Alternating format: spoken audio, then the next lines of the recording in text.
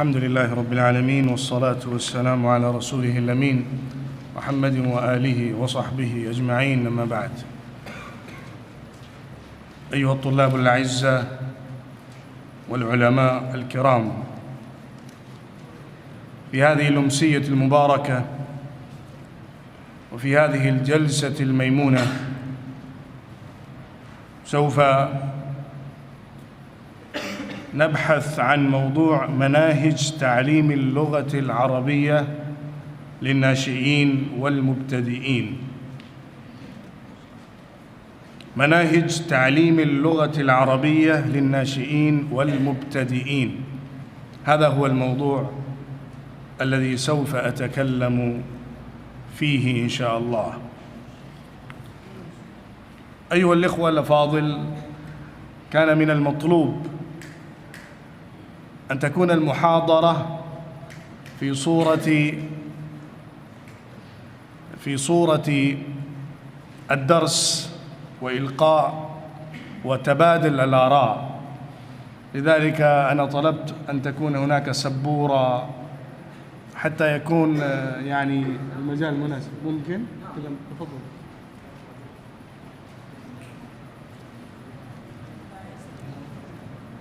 هذه ليست خطبة جمعة تستمعون إليها وتخرجون من المسجد، بقي ما بقي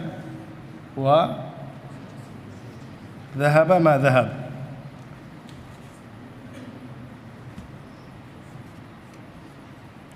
لماذا جئتم إلى هذه الدورة؟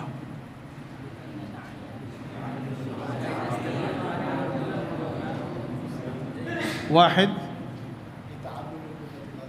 تمام، هذا جواب أكثر الطلاب، لتعلم اللغة العربية. لكن السؤال الأدق: لماذا تتعلم اللغة العربية؟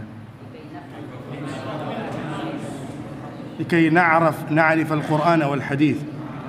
ألا تعرف القرآن والحديث في الحصص الدراسية وبالدراسة في مدارسكم؟ تقرؤون حصصاً كثيرة، في حصص كثيرة موضوع القرآن، موضوع الحديث، موضوع التفسير، موضوع الأصول، كم تقرؤون من المواد الدراسية؟ فما الحاجة إلى أن تأتوا لدورة أو تشاركوا في دورة مستقلة لتعليم اللغة العربية؟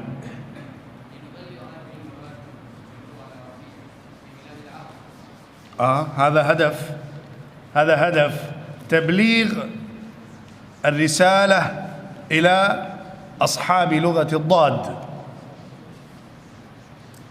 هل هناك هدف آخر؟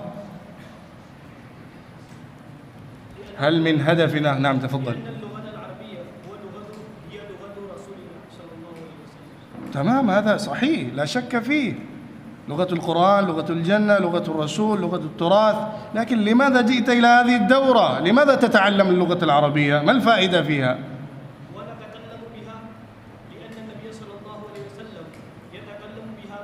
جميل، هذا جواب. محبة النبي صلى الله عليه وسلم واتباعه في التكلم. نعم، تفضل يا أخي. ما هي السنة؟ هل هذه سنة متبعة يجب اتباعها؟ ومن لم يتكلم بالعربية فهو ليس بمسلم متبع للسنة؟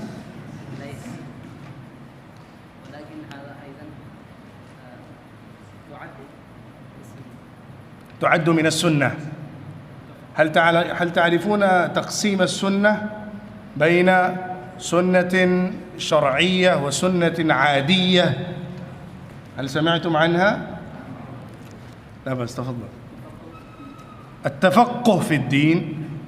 ألا تتفقه في الدين بدراسة العلوم الشرعية والعلوم العربية والقواعد العربية والأصول في مدرستك؟ ما الفائدة للتكلم باللغة العربية حتى تشارك في هذه النشاطات وفي هذه الحفلات والدورات؟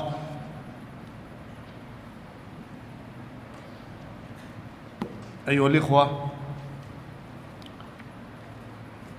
قبل الحديث عن المناهج المعروفة والمتداولة لتعليم اللغة العربية لغير الناطقين بها أو للناطقين بها بغيرها، هناك بحث مستقل لكي نقول لغير العرب الذين يحاولون أن يتكلموا باللغة العربية بأنهم غير الناطقين بالعربية أو الناطقون بغير العربية، فلا أخوض فيه. قبل الحديث عن هذا أنا أريد أن نحدد الهدف الواضح لتعلم وتعليم اللغة العربية. إذا كنا نتكلم عن المنهج الذي نسلكه ونتبعه ونقتفيه ونتبناه لدراسة اللغة، يجب قبل ذلك أن نحدد الهدف وراء التعلم والتعليم. الأهداف متنوعة والأهداف مختلفة. أنا أريد أن تزودونا بالأهداف الممكنة لتعلم اللغة العربية. هناك ميكروفون يدوي.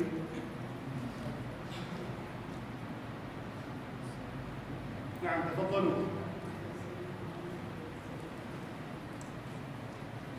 ما هي الأهداف الممكنة لتعلم اللغة العربية؟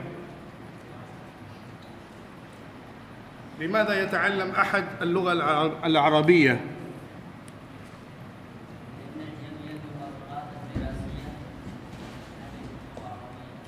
لأن جميع المقررات الدراسية باللغة العربية. لماذا تحتاج إلى أن تأتي إلى دورة وتتعلم اللغة العربية المستقلة؟ إذا كانت المواد الدراسية في لغة ما أنت تتعلم اللغة عبرها. طيب، قصدي بالسؤال تحديد الهدف ليس وسيلة. المقررات الدراسية باللغة العربية ونظمها هذه وسيلة. الهدف، المقصد، الغاية.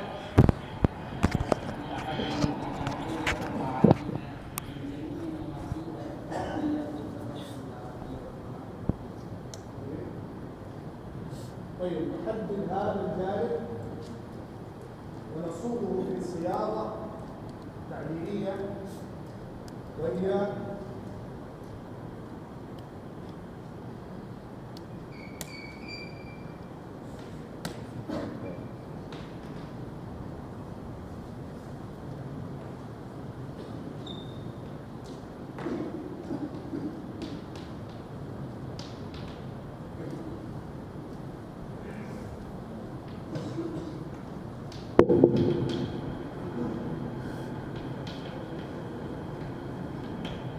التفقه في العلوم الشرعية والتراث الإسلامي.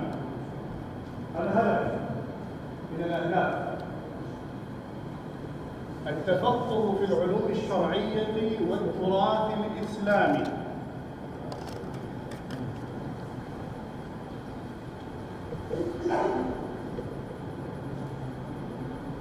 هل تستطيع أن تفهم القرآن الكريم بدون الإتقان في اللغة العربية؟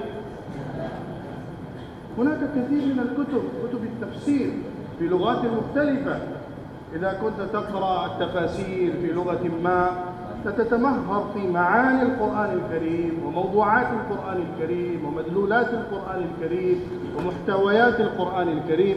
فما الحاجة إلى أن تذهب عبر هذه اللغة لفهم القرآن الكريم؟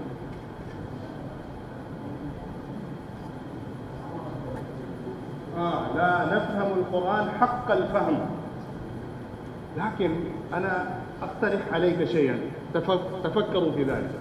هناك طالب تخرج في مدرسة، درس العلوم الشرعية العربية سنوات كثيرة، ثم هو يجلس لدرس القرآن الكريم ويدرس القرآن، يعني تفسيره ومعانيه. وهناك رجل آخر والذي تخصص في مضامين وموضوعات القرآن الكريم عبر التفاسير باللغات الأجنبية غير العربية. ألا يمكن أن يكون درس هذا الرجل الذي تمهر في القرآن الكريم باللغات الأجنبية عبر بساطة التراجم والتفاسير بلغات محلية والأجنبية أكثر من الرجل الذي درس العلوم الشرعية ودرس اللغة العربية مباشرة. ألا يمكن أن يكون هذا الرجل أتقن في تفسير القرآن الكريم من الرجل الأول الذي باشر اللغة العربية؟ ألا يمكن هذا؟ يمكن. إذا كان هذا يمكن، فلماذا نحتاج إلى أن نتقن اللغة العربية لفهم القرآن الكريم؟ هو الجواب. تفكروا.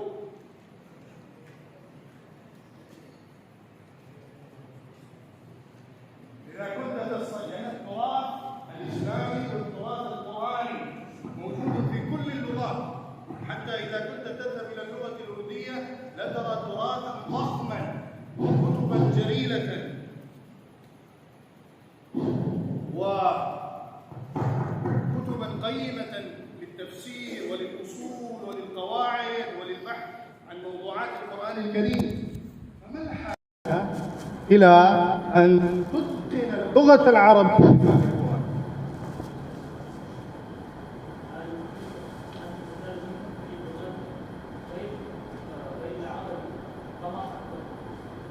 تمام، صحيح.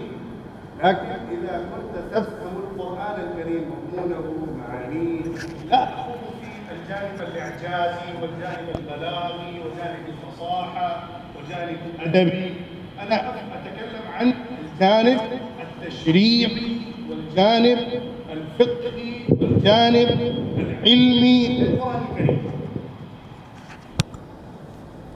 إذا لا تبقى ضرورة لدراسة اللغة العربية، بل تبقى الضرورة لدراسة القرآن الكريم بأي لغة ما حتى تتمهر في مضامين القرآن الكريم. تتفقون مع ذلك؟ غلط. هذا خطأ، هذا غير صحيح.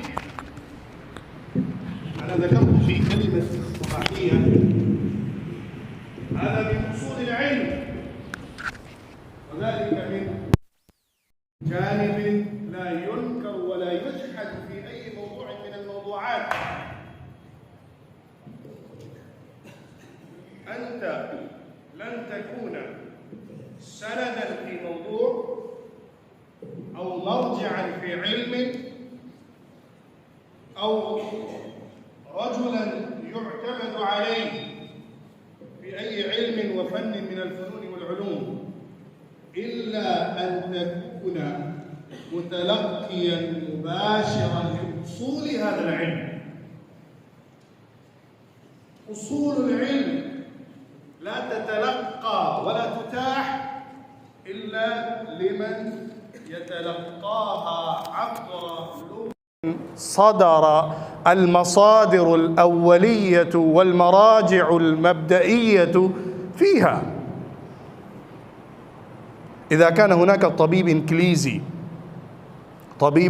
إنجليزي وعنده معرفة كثيرة عن الأدوية وتفاصيله حصل عليها بلغة غير الإنجليزية،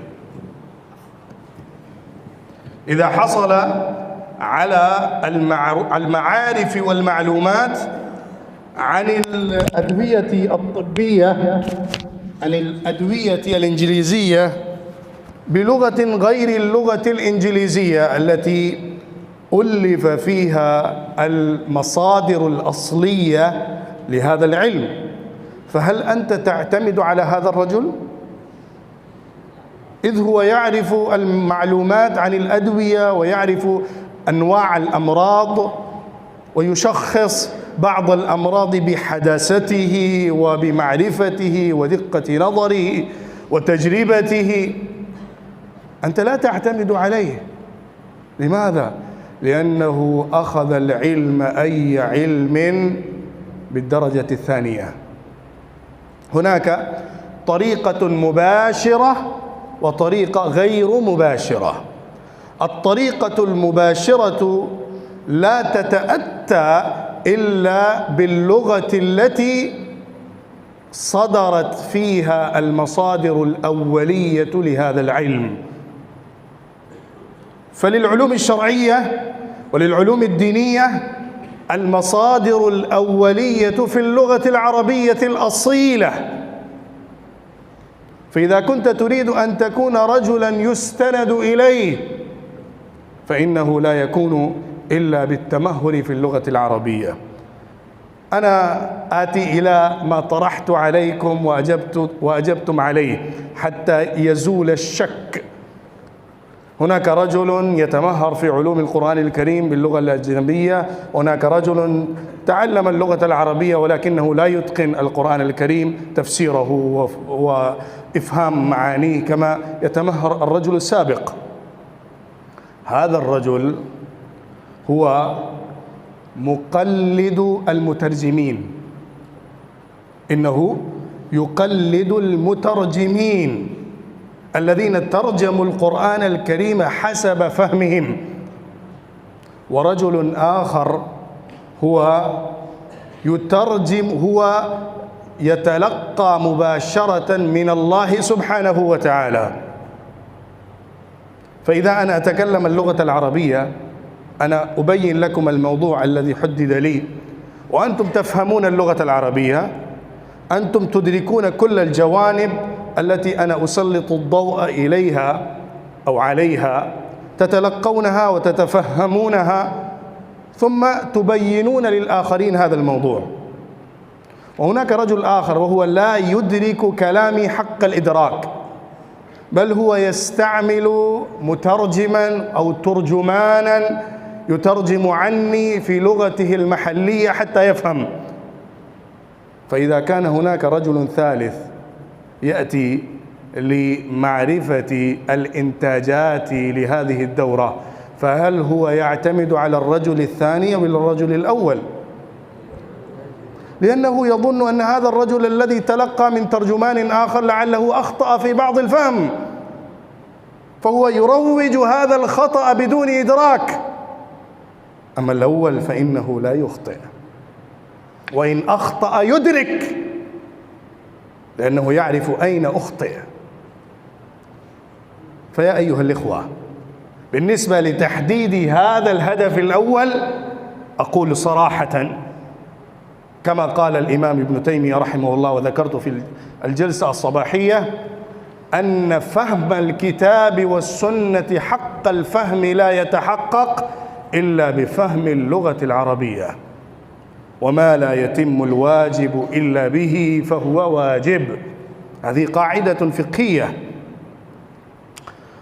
نعم، الهدف الآخر قد يكون لرجل ما. الأهداف الأخرى تفكروا، ما هو الهدف الآخر؟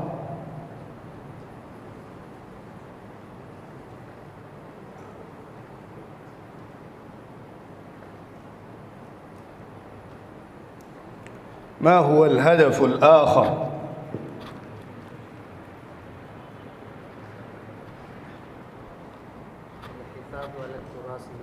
هذا كله يأتي تحت التفقه، تفقه، فهم، دراسة، نشر، إشاعة، درس، مدارسة، كل ذلك يأتي في إطار الدين وفهم الإسلام ونشر الدين. ما هو الهدف الآخر للذين يدرسون اللغة العربية في هذا الزمان؟ تبليغ ماذا؟ دين. هذا كله يأتي في جانب أول.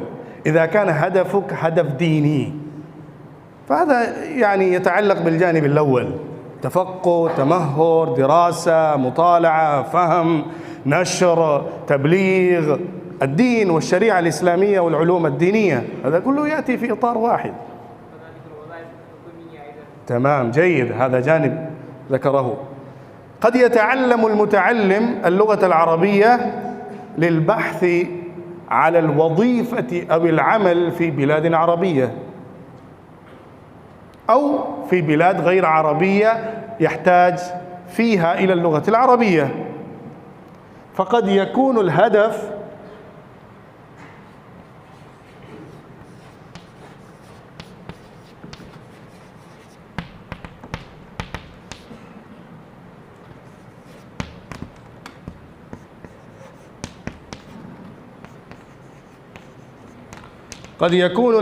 الحصول على الوظيفة في البلاد العربية.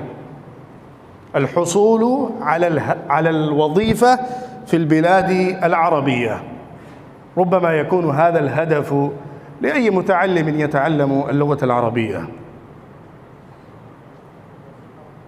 وظيفة معناه جوب، العمل، مكسب يكتسب به. مفهوم هذا؟ وكثير من الناس يتعلمون اللغة العربية ليكونوا مترجما في المستشفيات، ليكونوا مترجما في الشركات، ليحصلوا على بعض أو الوظائف في المكاتب الحكومية في البلدان العربية أو غير الحكومية في البلدان العربية، أغراض تتعلق بالمكسب المادي. مفهوم؟ الهدف الثالث، تخيلوا قد تكون أهداف كثيرة.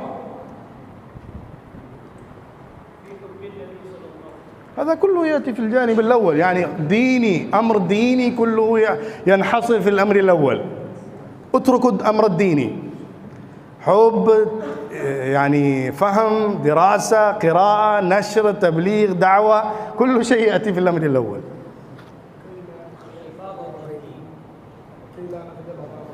لماذا تخجل أمام الغير؟ إذا كنت لا تتعلم العربية تكون خجلان أمام الآخر.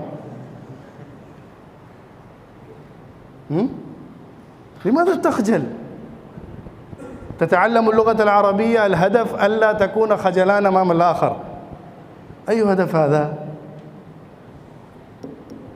هذا هدف نفسي، هدف نفسي، psychological aspect. قد يكون الهدف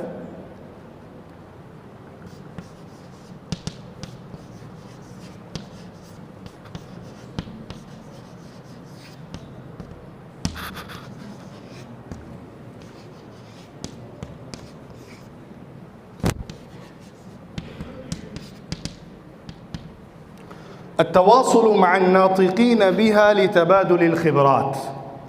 قد يكون الهدف لبعض الناس في يومنا هذا لتعلم اللغة العربية أن يتواصلوا مع أصحاب اللغة العربية لتبادل الخبرات.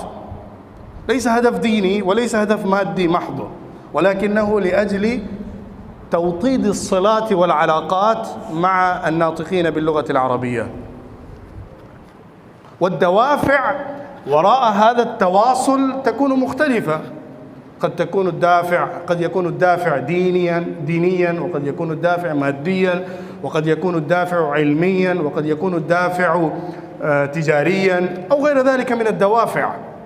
لكن التواصل مع الناطقين باللغة العربية لتبادل العلوم والمعارف والتجارب، هذا أيضا هدف من الأهداف لتعلم اللغة العربية. مفهوم؟ هل من غموض في هذا؟ لقد قال لي الأستاذ حماد الكريمي أن آتي ببعض التعبيرات في اللغة الأردية حتى يفهم الجميع. هل من حاجة إلى ذلك أو تفهمون كلامي تماما؟ قليلا. طيب، أنا أذكر في جملة فقط أترجم هذه المضامين الثلاثة. जो अहदाफ हैं, मकासद हैं अरबी ज़ुबान सीखने के, वो बुनियादी तौर पर 3 हैं आज के दौर में।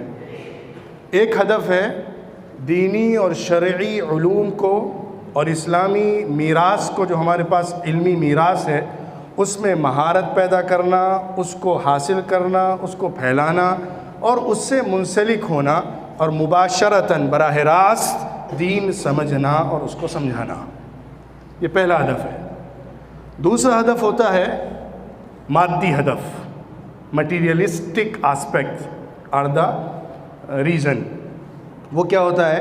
अरब मुल्क के अंदर या अरबी से मुंसलिक कोई जॉब को हासिल करना, कोई काम का लेना, किसी जगह कोई वजीफ़ा मिल जाए, कोई काम मिल जाए, कोई तिजारत में, कंपनी में, हॉस्पिटल्स में कोई मुतरजिम की नौकरी मिल जाए, तो नौकरी के लिए, मुलाजमत के लिए, माल कमाने के लिए अरबी ज़ुबान सीखना, हंसी नहीं, ये एक हदफ है, अच्छा हदफ है। जो सीख रहा है माल कमाने के लिए कोई बात नहीं, सीख सकता है, जैसे दूसरी ज़ुबान सीखता है। तीसरा हदफ ये होता है अरबी बोलने वालों के साथ राब्ता पैदा करना। ये राब्ता पैदा करना मुख्तलिफ़ मकासद से हो सकता है। कोई राब्ता पैदा कर सकता है तिजारत की गरज से, कोई इल्मी तबादले के लिए, कोई उनके यहाँ जो चीज़ें सकाफ़ात हैं, चीज़ें मौजूद हैं, उसको जानने के लिए। तो मुख्तलिफ़ एतबारात से जो भी राब्ता पैदा करना चाहेगा अरबी बोलने वालों से, उसके लिए भी सीखता है। هذه الأهداف الثلاثة المعروفة لتعلم اللغة العربية. إذا كان هناك هدف آخر في نظركم فأفيدونا به.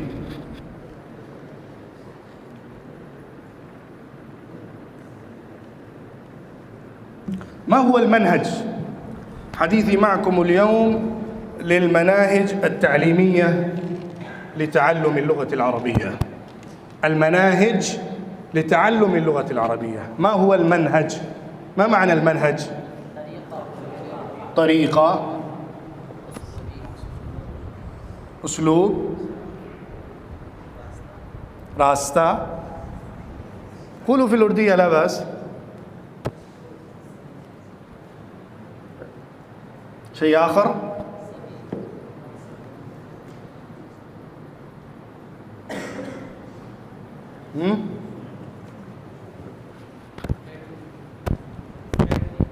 استراتيجي. في اللغة الإنجليزية استراتيجي معناه الاستراتيجية، العملية الاستراتيجية. نعم،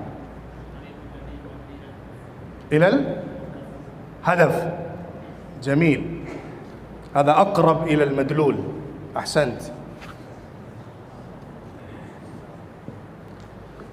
المنهج هو مخطط مبدئي أساسي للعملية التدريبية يتوصل بها الدارس بجمع المعلومات والخبرات إلى الهدف المنشود. تريدون أن تكتبوا؟ اكتبوا. المنهج هو مخطط أساسي وموقع استراتيجي في العملية التعليمية يقدم تصوراً شاملاً. هو مخطط أساسي وموقع استراتيجي في العملية التعليمية يقدم تصوراً شاملاً لما يسلكه الدارس من معلومات ومهارات وتدريبات، ويعرض خطوات يصير عليها الطالب للوصول إلى الأهداف. هذا هو التعريف للمنهج.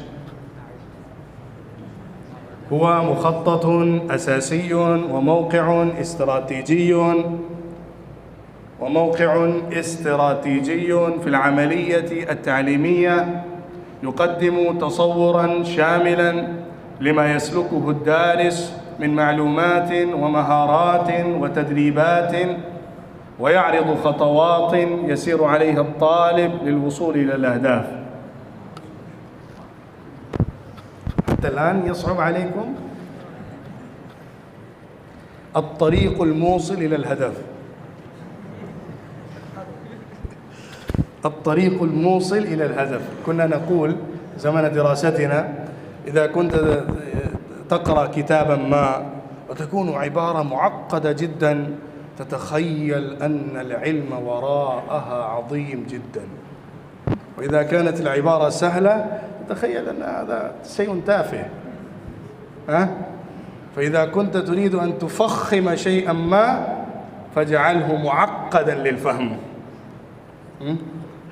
ولكن الألفاظ والكلمات التي أنا أستعملها للتعريف كلها مهمة جدا، لذلك ذكرت تعريفا شاملا كما يعرفه أصحاب الفن للحديث عن المناهج.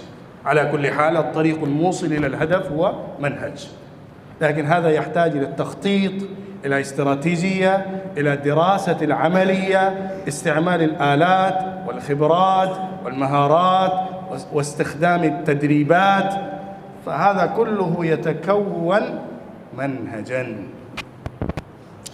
إذا كنا نتكلم عن المناهج سوف آتي إلى المناهج التفصيلية، ولكن قبل الحديث عن المناهج الرائجة والسائدة لتعليم اللغة العربية ينبغي أن نعرف الاتجاهات الرئيسية للحديث عن المناهج لتعليم اللغة العربية. الاتجاهات العامة، وخاصة أنا أريد أن أتكلم في إطار شبه القارة الهندية حتى نربط الموضوع بما يتعلق بمدارسنا ومناهجنا للتعليم اللغة العربية. الاتجاهان الرئيسيان لتعلم اللغة العربية عندنا، هذا ليس بحديث عن المناهج، هذا اتجاه. الاتجاه मतलब अंदाज मनहज होता है जो एक तरतीब के साथ, उसूल के साथ और उसके तमाम फ़ुरूअ के साथ मुरतब होता है। इत्तिजाह का मतलब होता है एक अंदाज़ तालीम। हमारे यहाँ अंदाज़ तालीम क्या है?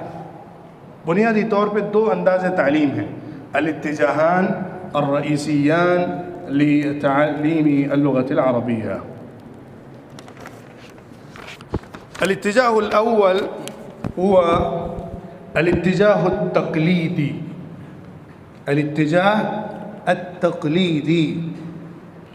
والاتجاه الثاني هو الاتجاه التقدمي. الاتجاه التقليدي والاتجاه التقدمي.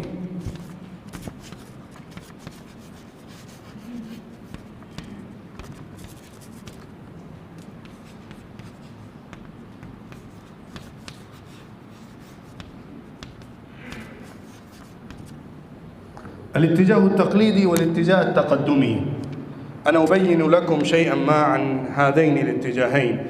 الاتجاه التقليدي هو يقتصر على حفظ النصوص وترجمتها وتحصيل كمية كبيرة من المفردات والنصوص دون النظر إلى وظائف اللغة الحياتية والاتصالية والأدبية. ما هو الاتجاه الأول؟ ما ينحصر في إطار التحفيظ والترجمة والنقل وجمع كمية كبيرة من المفردات والنصوص دون النظر إلى وظائف اللغة الحياتية المباشرة النامية والاتصالية للتواصل بين أحد مع الآخر، والأدبية، الجانب البلاغي والإعجازي والفني والتذوقي الحيوي، هذا مفقود في هذا الاتجاه. أما في الاتجاه فهذا الاتجاه الأول الاتجاه التقليدي يكون جل التركيز على الجانب المعرفي دون الجانب الوجداني والمهاري.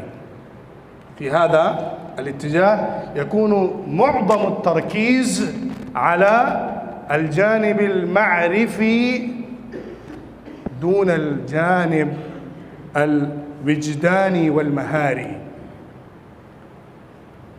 وما يثمر هذا المنهج إلا بالقدرة على القراءة والترجمة. ماذا تستفيد بهذا الاتجاه؟ القدرة على القراءة، حل العبارة، فهم المسألة، وبيان وتقديم الترجمة لهذه العبارة. هذا فاعل، هذا مفعول، هذا مفعول به، هذا مفعول معه، هذا تمييز، هذا مميز، الجملة طويلة، هذا حال، هذا ذو الحال.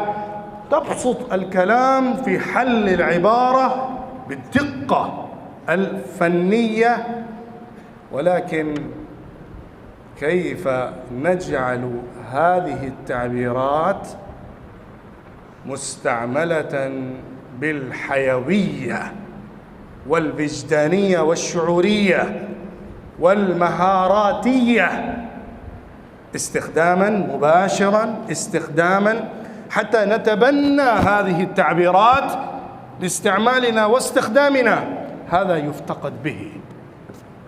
मफ़हूम कलाम।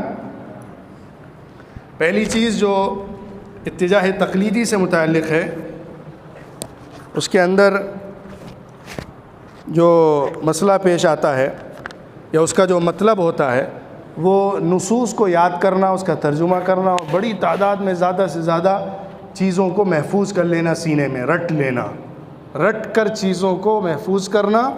और इसके अंदर होता क्या है कि चीज़ों को हल करना, इबारत को हल करना, पढ़ना, तर्जुमा करना आ जाता है, लेकिन ज़िंदा रिश्ता ज़ुबान से नहीं जुड़ पाता है। ज़ुबान से ज़िंदा रिश्ता, विजदानी रिश्ता, शऊरी रिश्ता वाबस्ता नहीं होता और उसके अंदर फ़न्नी महारत इस्तेमाल के एतबार से हासिल नहीं हो पाती है। ये पहला इत्तिजा है। अल-इत्तिजाह अल-थानी अल-इत्तिजाह अत-तक़द्दुमी वहुवा मा युज़व्वदु फ़ीहि अत-तालिब बिल-ख़िबरात अल-मअरिफ़िय्या कॉग्निटिव, अल-ख़िबरात अल-मअरिफ़िय्या कॉग्निटिव, वल-ख़िबरात अल-विजदानिया अफ़ेक्टिव, वन्नफ़्स अल-हरकिय्या साइकोमोटर التي تمكن الطالب من الاتصال باللغة وفهم ثقافتها. هذا الاتجاه التقدمي يعني أن يتزود وأن يتحلى الطالب بالخبرات، معرفة، الخبرات المعرفية يعني الخبرات الأصولية والفنية والخبرات التي تتعلق بالمعارف والمعلومات informations، وكذلك الوجدانية الشعورية يعني يتذوق باللغة، يبدأ أن يتذوق باللغة ويجعلها لغة شعورية يشعر بها، يشعر حيويتها، يشعر فرحتها وطرحتها، يشعر بها شعورا حيا. وكذلك ممكن أن نقول إنه يصوغ أنسجته الدماغية المخية بهذه اللغة. الأثر النفسي يترتب عليه بهذه اللغة، إذا كان يتكلم، إذا كان يسمع، إذا كان يتحدث، فيتلقى الأثر النفسي على شخصيته بهذه اللغة حتى يتمكن من التواصل مع أصحاب اللغة العربية وكذلك يفهم ثقافة اللغة العربية. اعلموا أن كل لغة في العالم تحرس ثقافتها، لا يمكن لك أن تصل إلى ثقافة أي لغة إلا بوسيلة أو عبر وساطة لغة هذه الثقافة، لأن الثقافة كل لغة تتقيد باللغة التي يتبناها أهل هذه الثقافة، لأن تعبير الأشياء الضرورية وتعبير المشاعر والأحاسيس والوجدان، تعبير المعارف والمعلومات لا يمكن إلا باستعمال اللغة. فإذا كنت تريد أن تعرف الثقافة تتعلق بالاجتماع، الأمور الاجتماعية، فلا يمكن لك أن تتمثل أمامك الأمور الاجتماعية والأمور العيشية لأي قوم إلا إذا دخلت إلى معرفتها عبر اللغة. على سبيل المثال الله يقول في القرآن الكريم فرت من قسورة في سورة المدثر. قسورة كلمة تستعمل عند قسورة ليست كلمة عربية كما يقال، يقال إنها كلمة حبشية. قسورة لم تكن كلمة عربية كما يقولون، لكن أصبحت عربية لكثرة استعمالها، استعملت كثيرا فأصبحت عربية. فبسبب التواصل والترابط بين أصحاب الثقافات المختلفة تندمج اللغات، تندمج اللغات، تتدارج اللغات. كانت العلاقة بين العرب وبين الحبشة قوية، فإن درجت كلمات من الحبشة إلى اللغة العربية حتى أصبحت كلمة عربية. وكم من الكلمات التي تستعمل في اللغة الإنجليزية إنها معربة، لعلكم سمعتم هذا الاصطلاح، الكلمات المعربة التي عربت من اللغة العربية واستعملت. الكلمات المعربة هي الكلمات التي استعملت من اللغة الإنجليزية واستعملت في اللغة العربية، فإنها كلمات معربة. كذلك حدث ضد هذا الشيء، يعني كم من الكلمات العربية استعملت في اللغة الإنجليزية، ولها أمثلة كثيرة لا أخوض فيها. فأنا أظن أني أخذت وقتا كثيرا لورقة واحدة من محاضرتي، وعندي ورقات أخرى. ممكن معنا الأستاذ طلحة فله أيضا محاضرة، سوف آخذ بالجوانب الأخرى لمحاضرتي إن شاء الله فيما بعد من الحلقات إذا تيسر الوقت بإذن الله. على كل حال، خلاصة كلمتي أن تعلم اللغة العربية لا يكون صحيحا ومتقنا إلا إذا كنت تعرف المناهج يتوصل بها الدارس والطالب إلى المقصود والهدف حتى يتمهر ويتقن في اللغة العربية. وكذلك لتعلم اللغة العربية أهداف مختلفة، وللمناهج التي نتحدث عنها ما هي المناهج التي يمكن أن يأخذ به الطالب لدراسة اللغة العربية. اتجاهان رئيسيان، اتجاه تقليدي واتجاه تقدمي. على كل حال، أنا أعتقد إن شاء الله سوف تدرسون هذا الموضوع بمطالعة كتب حول المناهج. وأنا أظن أن هذه المحاضرة أكثر نفعا. الأستاذ حماد، أنا أظن أن هذا الموضوع الذي أعطيتنيه وأكثر نفعا للذين يريدون أن يعلموا الآخرين، للذين يريدون أن يدربوا الآخرين، البحث عن المناهج التي يمكن لنا أن نتبناها لتعليم اللغة العربية. وعلى كل حال، من يريد أن يتلقى اللغة العربية فيمكن له أن يستفيد بهذه المناهج أيضا. وجزاكم الله خيرا.